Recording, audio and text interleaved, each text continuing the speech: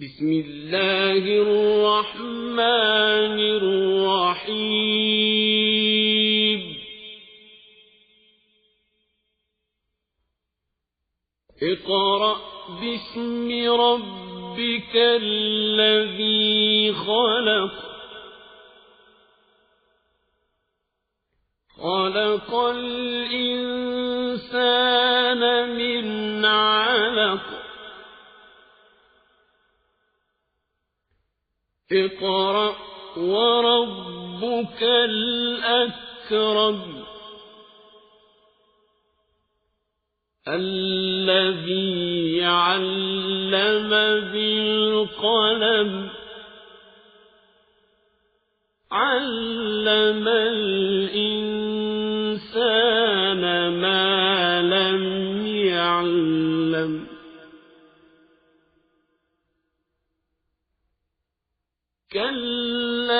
كلا إن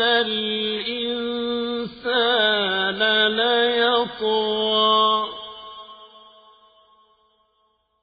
أن رآه استغنى إن إلى ربك الرجعى أرأيت الذي ينهى عبدا إذا صلى أرأيت إن كان على الهدى أو أمر بالتقوى أرأيت إن كذب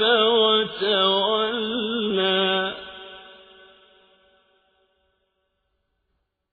ألم يعلم بأن الله يرى كلا لئن لم ينته لنسفعا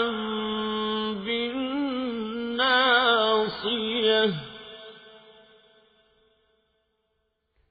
ناصية كاذبة خاطئة فليدع ناديه سندع الزبانية